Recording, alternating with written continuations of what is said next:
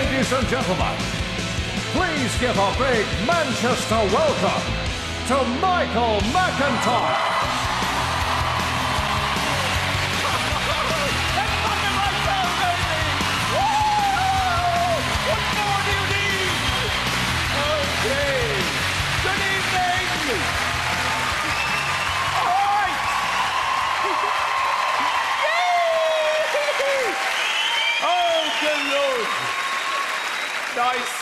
Hello and welcome to my Comedy Roadshow! Tonight I will be introducing the finest stand-up comedians of all the world for your enjoyment right here in undoubtedly my favourite city of all, Manchester!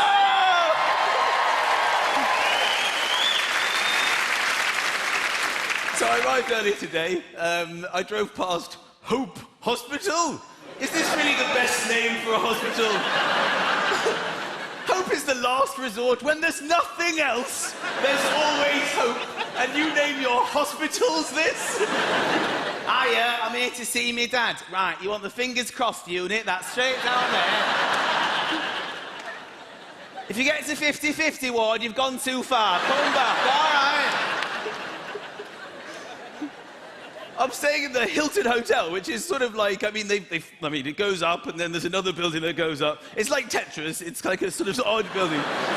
And they have one of those, you know, those security tags in shops that when you steal it, it goes off, like in Topshop, and they have to take it off before you buy it. They have that on the dressing gown in the hotel. It's weighing me down. I went to get my paper. Beep, beep, beep, beep. Bloody hell! But I understand there has been a spate of burglaries in the north. I'm thinking specifically of the Liverpool football team. I think it is really not exactly fighting the stereotype that people in Liverpool are stealing from the Liverpool football team.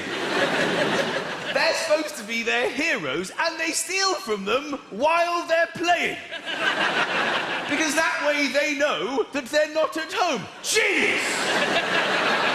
They're sitting at home watching the TV going, go on, Stevie G, go on, pass to Alonso, he's free, go on, hang on a minute. Is this live? I'm gonna go down Stevie G's house. Call me if he's substituted, all right?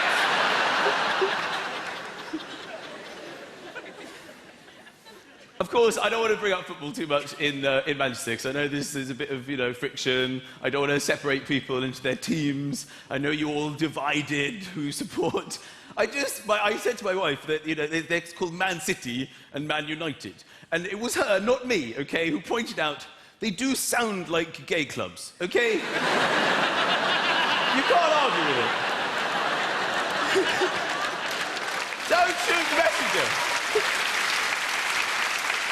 Where are you going Saturday? I'm going down Man City, yeah.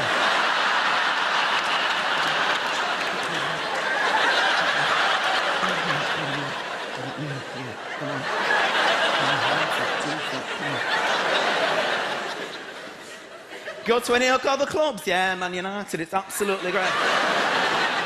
Hey, look, afterwards, a few of us are going down the men arena. Wanna come?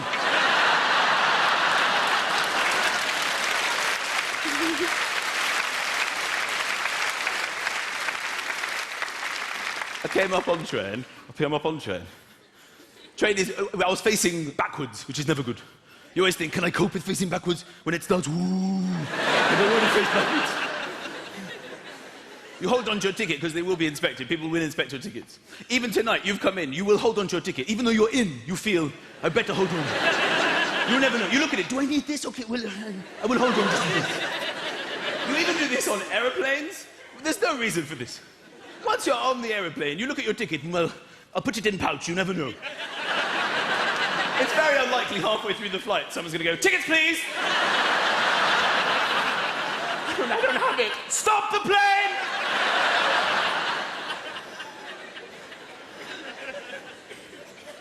We tend to keep ourselves amused on the train by trying to read stations you're not stopping at. Very, very difficult. I think impossible, because they have the name written all the way along the platform, but you can never quite catch it in a moment. Here comes another one. A, B, something. Did you get it? I didn't get it. But the best way of entertaining yourself is, of course, listening to other people's phone conversations. And I'm coming up, and this bloke gets on the train. He was like an angry-looking sort of businessman. He had a face that was now contorted into being constantly unpleasant. You know when people are just so rude so many times, their face just becomes just angry. And you look at them and you say, that is not a nice person. That is awesome. There is no way anything good can come out of his face. You couldn't imagine, oh, I love you. Can I help you with that bag, darling? So this guy sits down, right? He gets out his phone and he goes, Ian! It was the loudest I've ever heard anybody speak on the show. He went, Ian! Everyone on the carriage was like, who is this Ian? What is happening? People on other carriages going, there is an announcement about Ian. What's going on? I think it was also one of those moments, you know, when a train comes in the opposite direction and everyone momentarily thinks they're going to die. When it's we're not dead. Are we dead? No, we're not. Why don't they warn you? Why don't they come on and say, OK, you're not going to die? Now! Oh, OK. So he goes, Ian, it's Dad. I'm on train. In the north, you like to get to the heart of the sentence. I'm on train. Have you got homework? Geography? Right, do it. And make it neat. And then he hung up the phone. And I think there was a shared feeling on the train of panic for Ian's well-being. What should happen should he smudge into the margin whilst drawing his oxbow lake? We didn't know at this point.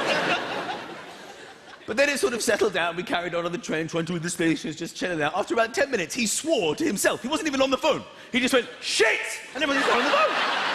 He's not on the phone! Is he on the phone? He's mad! The man's insane! He picked up the phone and went, Ian, it's Dad again. I've taken the wrong bloody train! It was the most satisfying moment. How are you getting on with your geography? Finish it, and I'll check it. And he hung up the phone, and this woman just said, excuse me, love, you're currently travelling in the wrong direction. I think you need to concentrate more on your own geography. All right. A brilliant moment. So, ladies and gentlemen, are you ready for my first guest of the show? Without a doubt, this is one of the finest comedians working in the country today. It's a real treat to have him. Mr. John Bishop, ladies and gentlemen.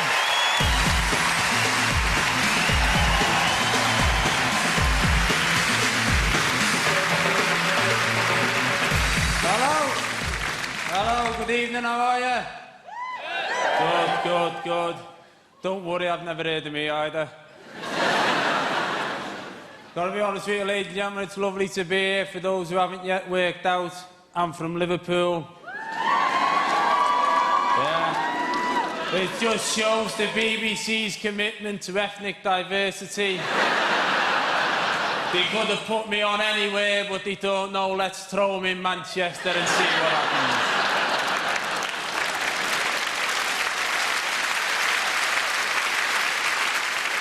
And thanks for that, thanks for the applause, because we have this rivalry between us, and it's unnecessary. Let's be honest, it's unnecessary. Between Liverpool and Manchester, what is there?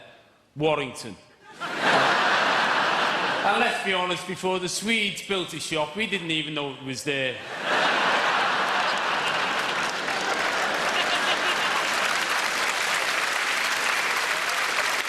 And when the Swedes built the shop, they realised the problems they had. They thought, we're going to build a shop in Warrington. These people are half-breeds from Liverpool and Manchester. Let's make it easy. Let's show them which way to walk around the shop. If you ever go to IKEA and try to walk against the arrows, people scream at you. You can't just go to the marketplace. You've got to go through soft furnishing, even if you don't want anything in soft furnishing. That's why all over the country, people are walking home with 4-foot snakes that they didn't want to buy. And you just buy stuff, don't you? Like we bought a new fridge. And we had a fridge. There was nothing wrong with the fridge that we had. It just wasn't massive. So my wife wanted a new fridge. She wanted a new silver fridge that's the size of a bungalow. So she wanted a new fridge, and because I like sex, I said yeah.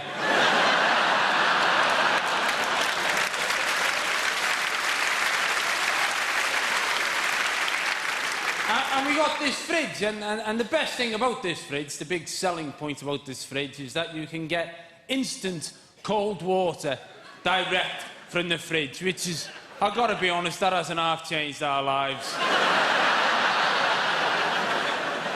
Because what we've decided to do is to put the fridge in the kitchen next to the sink.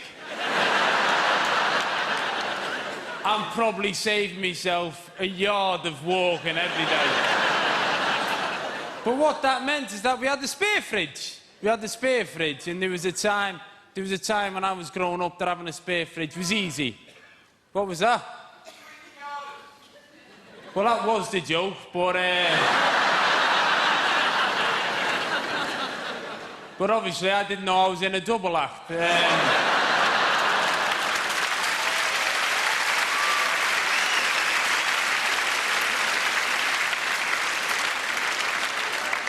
You know what you've just done then? When I walked out here, I had that same feeling that General Custer had. I looked around the room and thought, I'm from Liverpool, these are from Manchester, I'm outnumbered. But you've managed to put them all on my side. Thanks for that. Because you're not wrong, the garden's the best place. When I was growing up, that's where we put it. Let's be honest, we all would. If you had some spare white goods, they went in the garden. Just so you could show off to the neighbours. You could say, look, I've got a fridge I don't even use. Look at that. And we're doing that well, we've left the plug on it. That's how you used to show off. But you don't now. You can't do that now. It's not acceptable. And you know, kids don't play with fridges in the same way we used to play with fridges. You know, it's not acceptable. In fact, my kids wouldn't know what to do with the fridge in the garden. They wouldn't see it like the adventure that I saw it. You know, my kids, to be honest with you, are posh kids. My kids are posh, spoilt, middle class. My kids are the kids I used to throw stones at, to be honest. And there's some mornings where they're going to the posh schools with the posh satchels. I forget, I'm going, piss off. Sorry, son. You've dropped your lunchbox there, all your couscouses fell out.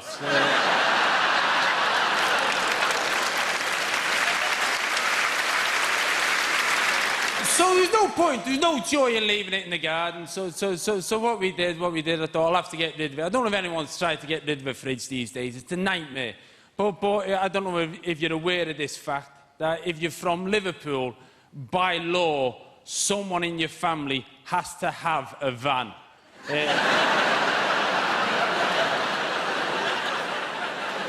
It's true. You ask any Scouser you know, they know someone with a van. And so my brother already, he's got the family van. I phoned him up and said, I need the van. I've got to get rid of a fridge. So I took the fridge to the dump. Now, as I say, going to the dump used to be great. You could go to the dump and get rid of stuff. Now you go to the dump, you've got to pass an exam. I turned up at the dump, there's a fella there with a yellow vest and a clipboard who's done an MVQ in clipboard management.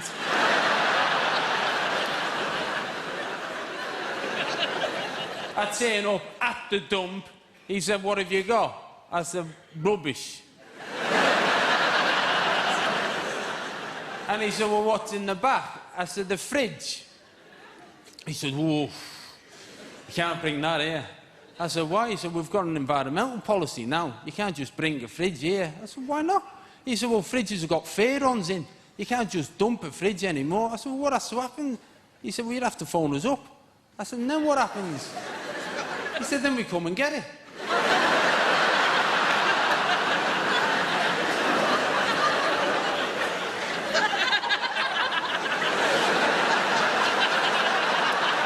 I said, who do I ring?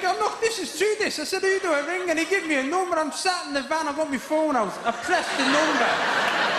The phone in his hut rang.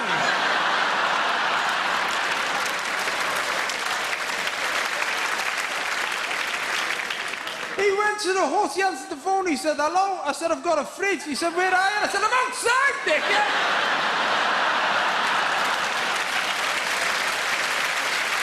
and gentlemen, you've been absolutely lovely. I've been John Bishop. Thank you, good night, God bless. Nailed it! Well done. Brilliant. John Bishop, ladies and gentlemen, come on! Fantastic! Supreme! Brilliant! We love the Bish! I didn't understand a word that man said. You know, Northerners come and move to London and they lose their accent really quickly. I hate that. You say to people, like, where are you from? Oh, I'm from Sheffield. Yeah, I'm from Sheffield. Yeah, I just love it. I'm Northern girl, through and through, yeah. I'm really into steel, Just love Sheffield. How long have you been living in London? Yeah, 3 weeks now, just 3 weeks now. 3 weeks now. I'm just living here 3 weeks now. Really settled in. I'm like, well, what about your accent? I've still got my accent, yeah. When I've had a drink, it all comes back. I just love it, it's sort of the end of work. You want to go for a drink? Yes, I'd love a drink. I'll have a dry white wine. Did I need that? What a day! Are you ready for my next guest? Ladies and gentlemen, she is absolutely fabulous. She's going to be massive, and you've seen her here tonight first. It's Miss Sarah Millican!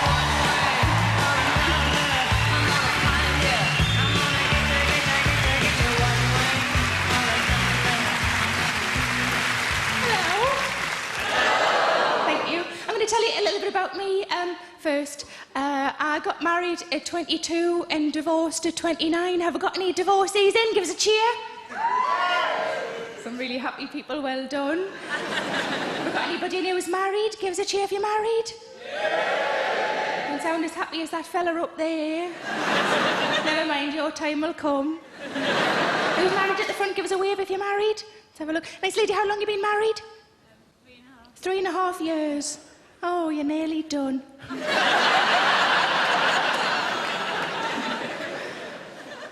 When I got divorced, I moved back in with my mum and dad. That's not good, is it? No.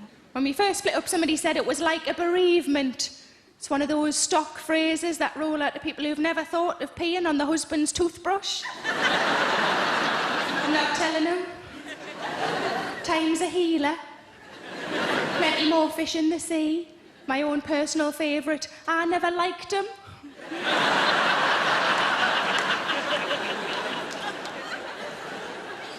That was me mum. Still get the how are you head tilt. How are you? Just want to get it straight. It isn't like a bereavement at all. Because if he died, I'd have had me mortgage paid. And I could have danced on his grave. When we first split up, I wanted to see a counsellor, and she suggested that I read Paul McIntyre's How to Mend a Broken Heart. Got to page 30, and I slept with a 23-year-old. It's not what it said. It's what it should have said. Because it really bloody worked. When I bought the book, I bought it off Amazon, and underneath it said, customers who bought this also bought suicide isn't always the answer.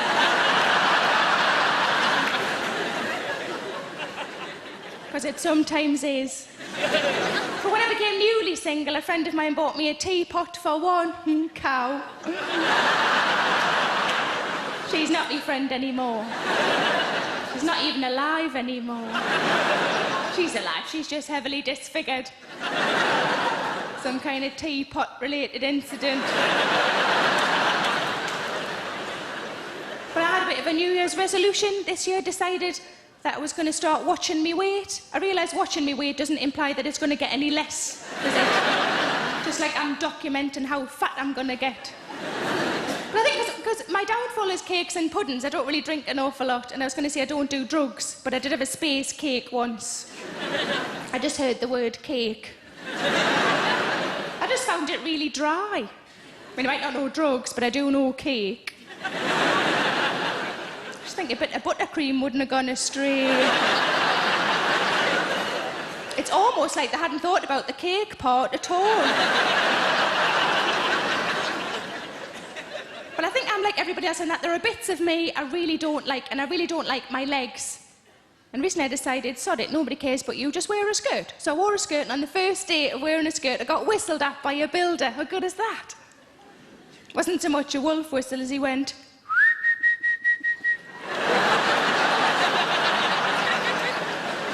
It's not the same thing at all, is it? It's like you would a little dog.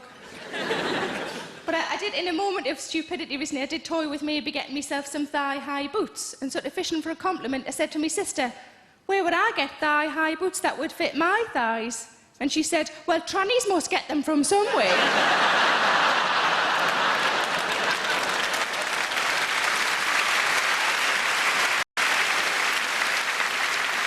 But I've been going through things that have been in storage and deciding what to keep and what to bin, and I don't really know what I'm supposed to do with my wedding dress. Let's get some suggestions from the audience. What about somebody from the top layer? Tell me, what do you think I should do with my wedding dress? Give us a suggestion. Burn it. Oh, did you hear that straight away? Bill even finished my sentence. Burn it. Are you all right? Somebody give him a cuddle up there. Burn it. That's a bitter man, isn't it? Burn it. Put the ex-husband in it and just burn it. Pretty sure that's murder. What about a suggestion from the lovely ladies in the front here? What about any of you lovely ladies? Give me a suggestion. What do you think? Oh, you're conferring. That's good. Tell me. Charity shop. I thought about that because there's one not far from where Mum and Dad live. It's always just full of pensioners. And I love the idea of an old lady buying it for like £4 and just twirling. Lovely. Bless. Some people often suggest that I sell it. As an audience, do you think there's much of a market for a second-hand wedding dress, yes or no? Yeah, for some fellas. Did you hear the fellas? Yes. Get a cheap one. And everyone get the flowers from a graveyard. They're quite a nice, normal audience. I sometimes get quite weird suggestions. The weirdest one I've ever had, this guy said to me, totally straight face, I think you should wear it and follow him round in it.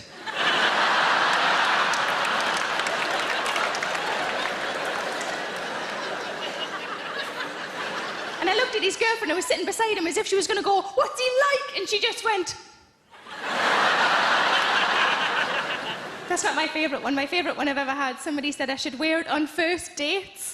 How good is that? No, I'm not looking for anything serious. La, la, la.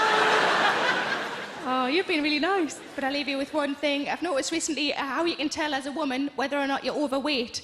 It's during the throes of passion, when your partner picks you up. Whether or not he says 1, 2, 3 first. You've been lovely. Thank you very much. Good night.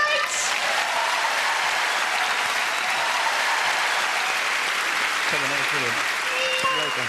Fantastic. Sarah Millican, ladies and gentlemen. We're loving the Millican.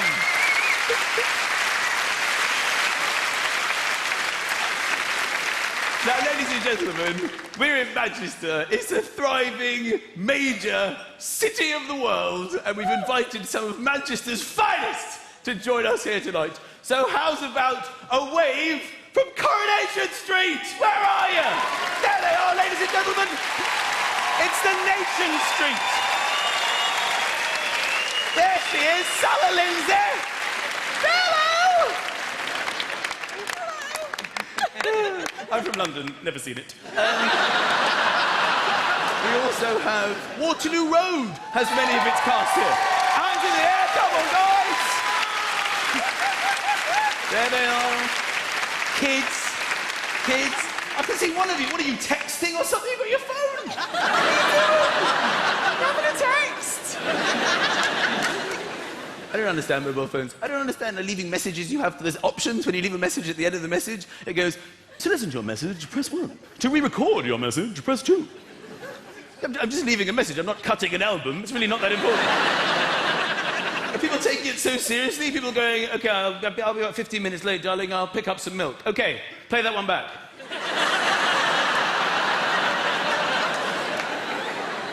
All right, more bass on milk. We're going to go again. Hit 2. Are you ready for my next guest? Please give all your love to the wonderful, all the way from Oldham, Mick Ferry!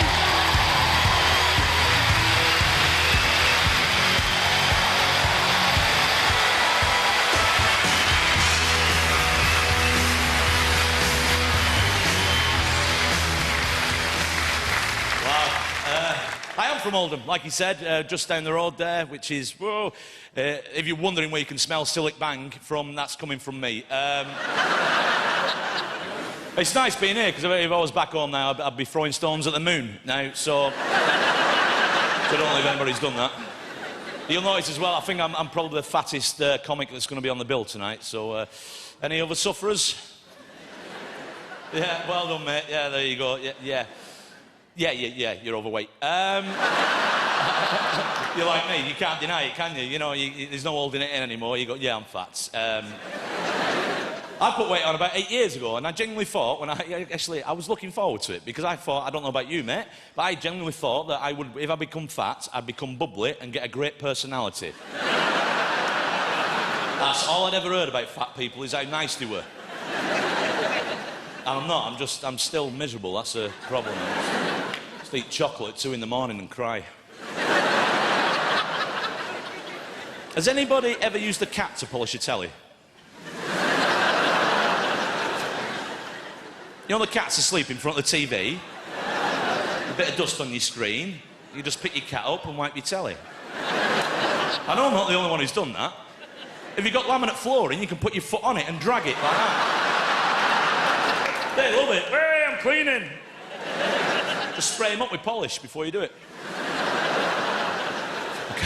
I can't do that now because I've got a dog, right? I've got a border collie. He's 7 years old. I think I did one of the funniest things I've ever done with him a couple of years ago, and these people are going to hate me for this, right? But I got him drunk, right? Now, I didn't mean to get the dog drunk, right? I'll tell you what happened. Took him out for a walk. He cut his paw, 2 stitches, course of antibiotics, 245 quid at the vets. Yeah. Amputation, 310. I didn't, but you think, well, he won't cut it again, will he? But...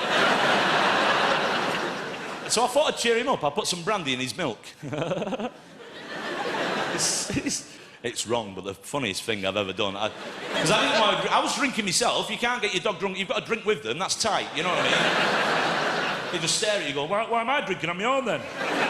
You're going to take pictures of me, put it on Facebook. Oh, I'll have a drink with you. And so I put a slug of brandy in. I didn't think it'd have that big effect on him. I thought it might make him sleep because he was in pain. He came in, and half an hour later it kicked in. Now, he normally doesn't react to anything on TV, but he started doing. He started trying to howl, but he couldn't. He was just lying there going...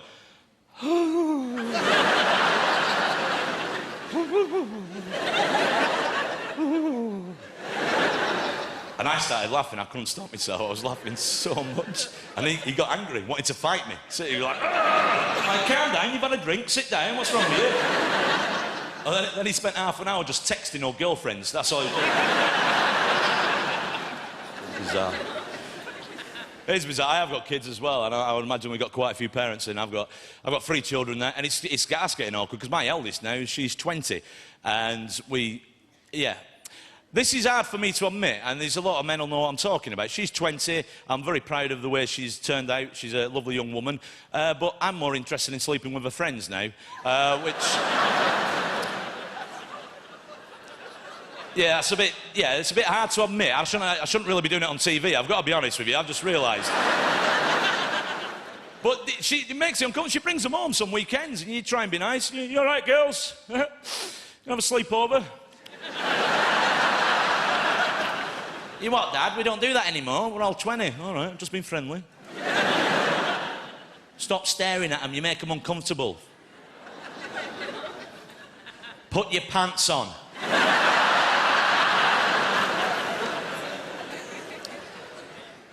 But the hardest thing, though, the hardest thing with the kids at the minute is this boredom threshold. Have you noticed how dead easily, so bored? It winds me up more than when I was a kid, seriously, a dead bumblebee, right? 2 weeks that'd give me fun, 2 weeks. I'd know where it was on the street, I'd even have a stick to poke it. Well, dead bumblebee, go and have a look at that. Touch it, dares you, go on, touch it. You know, my dad said this thing. Your dad's a liar. Your dad touches bin men. What?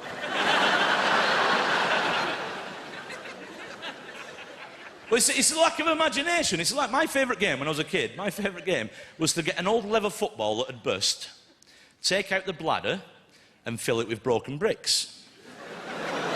And then you put the football with the broken bricks on a road outside a pub. Because you knew when a man had beer in him and he saw the football, oh, I could have been a professional. You're the other end of the street. Kick us a ball back, mister. Right, lads, 100. Yeah, if you can lift it, you prick. Listen, folks, you've been lovely. I've been McFurry. Good night. God bless. Bye-bye.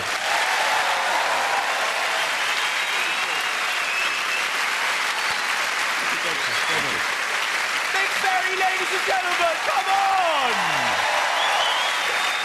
That was brilliant.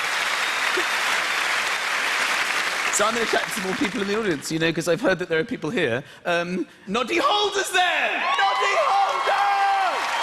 Go on the Holder! Go on the Holder! Looking good. Looking good. It must be difficult being Noddy Holder because people automatically hear in their heads the Christmas thing. Very true. I just look at you and I hear it. Yes. But you're not from here. You're not local, are you? From the Midlands. You're from the Midlands. Okay. Keep it vague. The Midlands. Your sat-nav must have a nightmare. Where in the Midlands, Noddy? Anywhere in the Midlands. It's Christmas. I tried not to do it. I tried not to do it. Now I'm told that Darren Day is here, ladies and gentlemen. It's Darren Day. Darren Day is one of the foremost financial thinkers in this entire country. He saw the credit crunch coming years ago, investing heavily in gold, mainly engagement rings, but he is...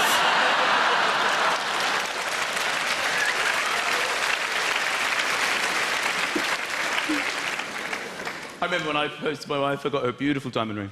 And, because girls like rings. That's why we give you rings when we're proposing, because we know that you get hypnotized by the diamond.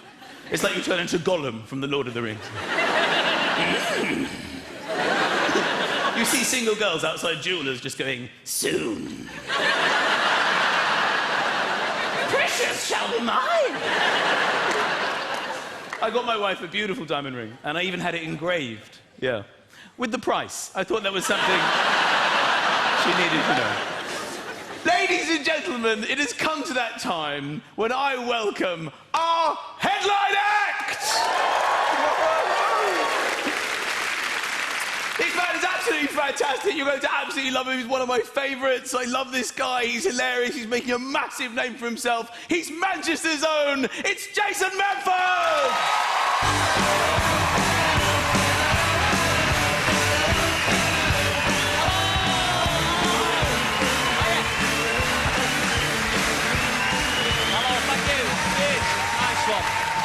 Good. Nice one. Thank you. How are you? Michael McIntyre, everyone. How good's he? What a legend. The Apollo. Look at this. Is anyone else thinking they've scrubbed it up quite nice, haven't they? Well, it's nice now it's on the telly. When we usually hear it's a right shithole, isn't it? But look at it. It's well nice. Good work. Hard work. I mean, a lot of these cameras are not going to make it back to London. You know that, don't you? Good. So, my wife's pregnant at the moment. We're expecting twins in the summer, and we're all very excited, yeah. And she was getting very broody at work. Like 5 women in the space of a month got pregnant. She was like, oh, it must be something in the water. I'm like, well, unless it's sperm, don't matter, does it? There's no actual correlation there, is it? It's just coincidence, really. No, she's very broody all the time, my wife. And we were trying for kids for ages, and we were trying. And after a while, you think maybe there's something wrong. You know, you get to that point.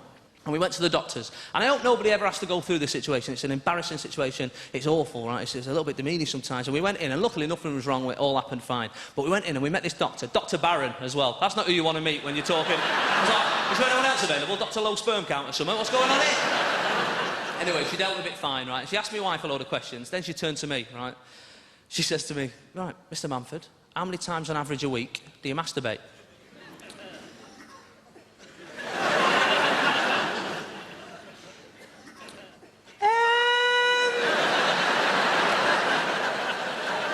Oh, God, a week.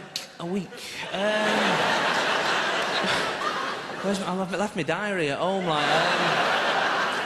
Like you keep a tally of it, you know what I mean? She's like, come on, how many times? My wife is proper laughing as well, like sweat is pouring down my back.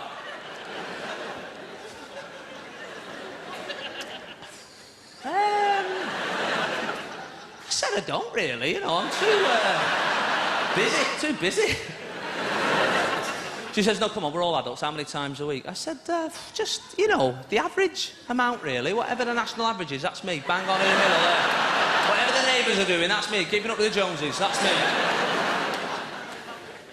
She said, well, what's the average? I said, well, I don't know, you're the expert. I don't know what's going on here. In the end, I just had to guess. Right, I thought, right, I'm just going to have to go for it. So I just went, 5? That's above the average, right? I don't know if anyone... The average is 2.5. I don't know who's having half of one. Right? I don't know... Who's that bloke? On a Friday. I think we'll leave it there, folks, and pick that up first thing Monday morning.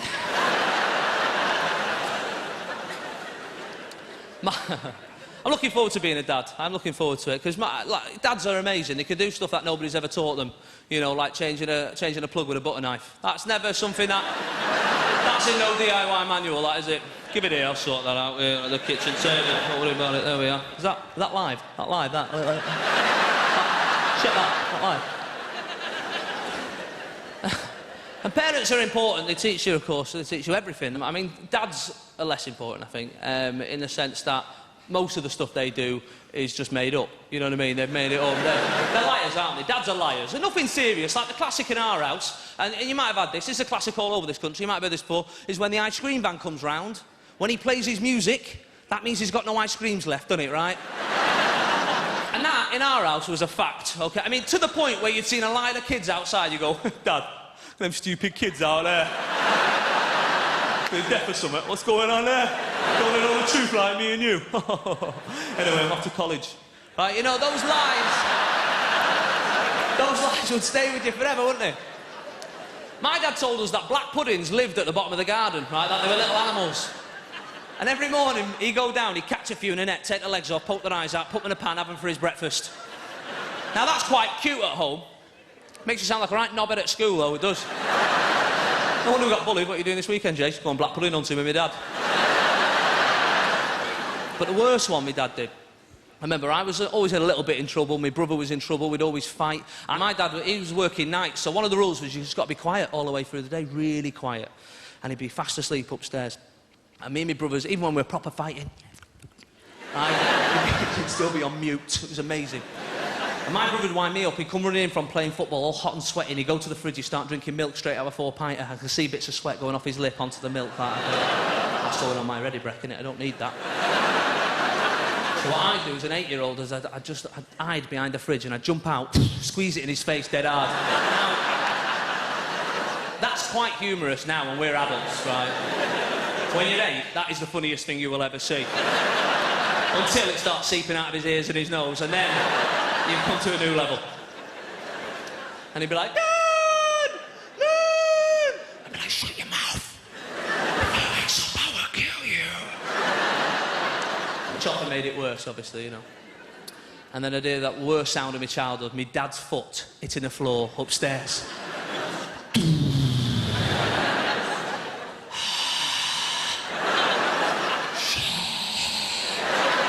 Obviously, I didn't swear, I was only 8, like, crikey, right?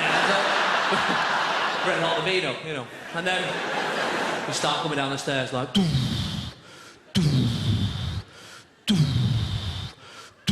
when you make it into the kitchen, you go, right, what's gone on here then? Even though dads, they already know. My dad is like something out of CSI Manchester, something like that, you know. Spilt milk coming out of his ears, all right, I've worked it out. He's like Columbo, he's worked it out in the first 5 minutes, but like Columbo, he likes to drag it out over an hour. Right, what's going on? Huh? And he'd throw this extra thing in my dad, he'd go, right, stick your tongues out. What? I don't know if anyone did it. Stick your tongues out. Why? Because it's well known, a liar's tongue turns bright green straight after a lie. Oh, does it? I didn't know that. So my brother, not been lying, tongue straight out. Nice and pink. Me, who had been lying, think I'm not falling for this, I'm going to keep my green tongue in my mouth. I think I've won this one. There's a couple of dads going, I'm having that when I got home, that's going in. And honestly, it works a treat. And then he'd drag us up. We didn't have a phone at home, so he'd drag us up to the phone box. Right, I'll have to dial this number. Hello? Is that Chief Inspector Williams, Greater Manchester Police? You'll go to prison.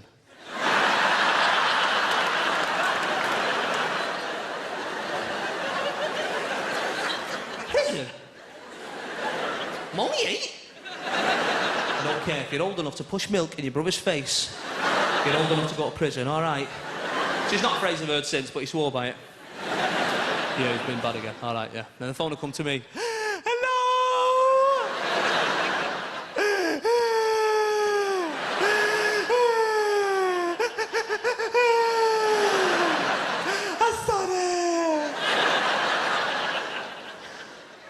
It's Chief Inspector Williams here, Greater Manchester Police, and if you're bad again, I will come round with the van and the dogs, take you to Strangeways Prison for 15 years.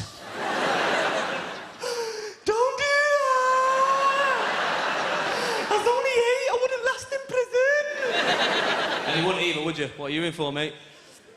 Pushing milk in my brother's face! It's a tough first day. And that used to happen every week for about 6 years to me and both my brothers, and I never realised, but we stopped ringing Chief Inspector Williams shortly after my granddad died. just never put 2 and 2 together all those years. Thinking back now, he didn't even change his voice, it was just him. He wasn't even acting. I just believed it so much. The weird thing was, my nana, she had the exact same voice as the woman who owned the orphanage. I never got to the bottom of that. But the granddad one, I only worked it out as well. I've got another little brother now, he's 8 years old, Niall, and my dad, he rang me up out of the blue, I was in Tesco's or something. I went, hiya, he went, hiya. That Chief Inspector Williams, Greater Manchester Police.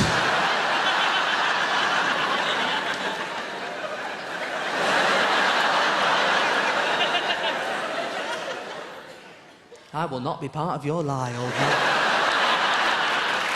It ends right here. Thanks very much, Manchester Apollo. Good night, God bless. Bye-bye. Cheers. Cheers. Bye-bye. Beautiful. This was brilliant. Jason Manford, come on! We love the man. Go on, the Manford. Fantastic, absolutely fantastic. Ladies and gentlemen, please give it up for all of my guests. We had Mr. Mick Ferry, the wonderful Sarah Millican, from Liverpool, the star, Joe Bishop, and the absolutely wonderful local boy, done good, Jason Bradford. Join me next week on my Comedy Roadshow, Manchester. Good night. Thank you. Michael's in Birmingham next Saturday at 9:30. Still to come tonight on BBC One, film fantasy with Matthew McConaughey and Christian Bale in Reign of Fire at 10:35 after the news. Well, there's more stand-up later on BBC 3 with Lenny Henry live at the Apollo at 11:15. Peter Collins, Jim Clark, Jackie Stewart, James Hunt, John Watson, Nigel Mansell, Damon Hill, Johnny Herron, Amy Coulthard, Lewis Hamilton. They call it home advantage. The world's greatest car chase continues as Button leads the pack to Silverstone. Formula One, the British Grand Prix, next weekend on BBC One and Radio 5 Live.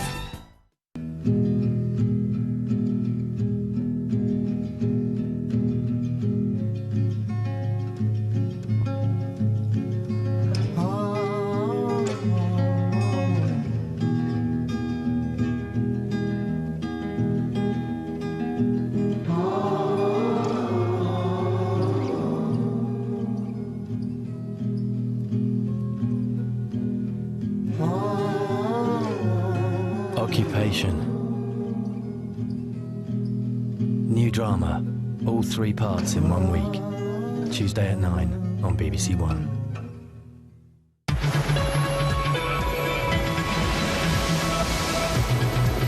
The BBC News now on BBC One with Joanna Gosling.